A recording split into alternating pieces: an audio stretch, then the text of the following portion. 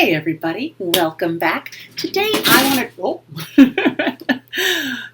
wanted to go over a couple of things that seem to be common questions or misconceptions about the chapter on elasticity.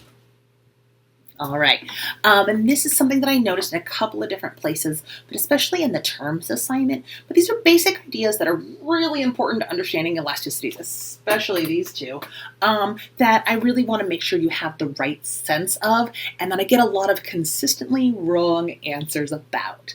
So, in talking about elasticities, remember, elasticities are a relationship that we know, but we want to know the degree. So, for example, with price elasticity of demand, it's the percent change in quantity demanded divided by the percent change in price.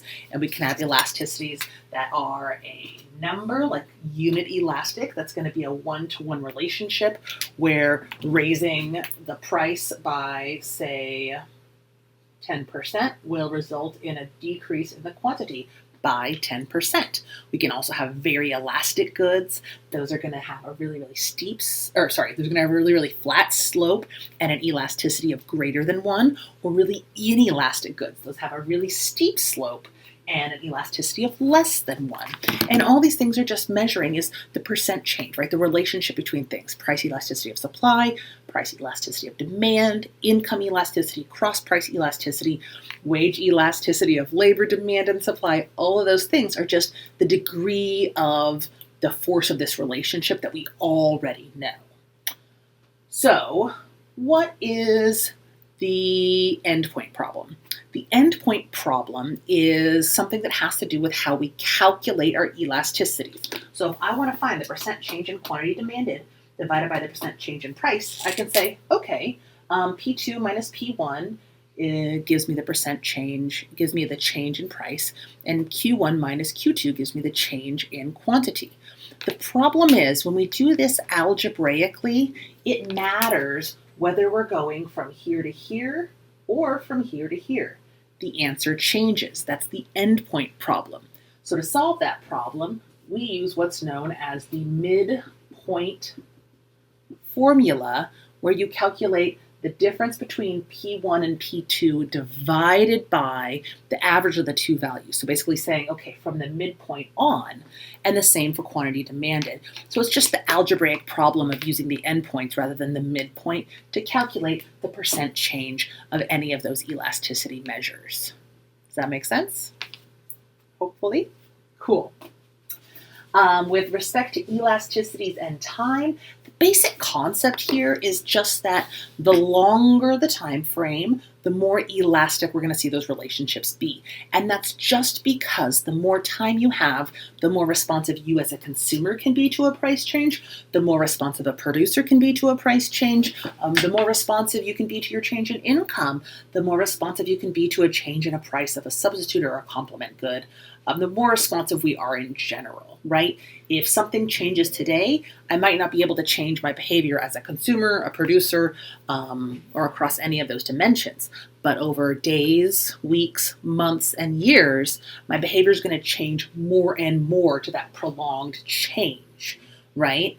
My favorite example of this is if you're late for work and you stop at the gas station and gas is more expensive than you thought it was going to be, what do? You have to still buy the gas, right? But a day from then, you might pick a cheaper gas station. A week or two from there, you might have a new system for using less gas or finding cheaper gas. Months later, you might change your work schedule so you're driving less or find a commuting buddy. And years from then, if the prices remain high, you might even choose a more fuel-efficient vehicle or something like that. And so that's an example of just how we can get more responsive to that price change over time. Finally, revenue and profit. This one is key. So basically, when we're looking at price elasticity of demand, we are going to need to know that to know whether a change in price is going to increase or decrease our revenue. And a lot of people post this really weird response that says that elasticities tell us that revenue goes up and profits go down. That's not it. It's basically, if you think about it, profit is just revenue minus costs. So if costs stay the same and revenue goes up, profits have to go up. There's no missing element there. If revenues go down, profits go down. We're only talking about revenues, right? Ceteris paribus. All other things held constant. So cost stays the same. So whether revenue goes up or down, that's going to determine the effect on profits. So it doesn't matter whether we're talking about revenue or profit, because in this instance, they are equivalent. What does matter is how price and quantity are going to affect revenue. So what is revenue? Revenue is just the price of a good you're selling times the quantity sold. So if I'm selling tennis balls and I'm selling them for $2 each and I sell 100, my revenue is 2 times 100, $200. And then I subtract the cost of my tennis balls and I get my profits. Straightforward, right? But what happens if I raise my price, right? If I increase the price of my tennis balls, I need to know whether my tennis balls are very elastic in demand or not. So if that's my demand curve, and I was pricing my tennis balls at, say, $2, and now I'm going to charge $3 for my tennis balls, I want to know, I know that when we raise prices, quantity is going to go down. But is quantity going to go down by as much as price, less than price, or more than price? So if this was my first quantity and now this is my second quantity, which effect is bigger? If I raise my price by $1, basically a 50% increase, what is the magnitude of the decrease in quantity?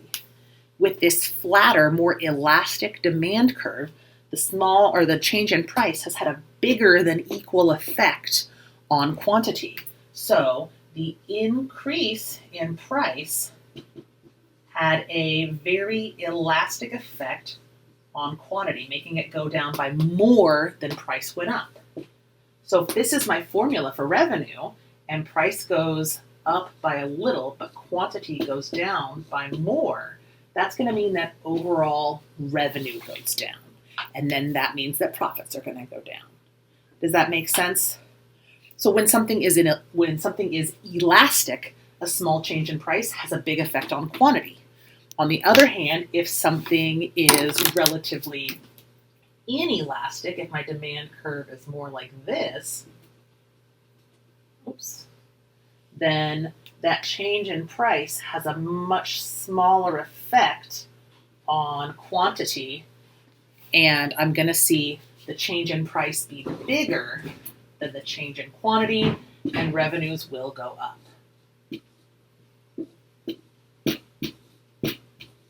Does that make sense? That's the whole point. Elasticity is going to tell producers how responsive a consumer is going to be to a change in price. If consumers change their responsiveness a lot, if they really respond to an increase in price, then a price increase is going to reduce revenue.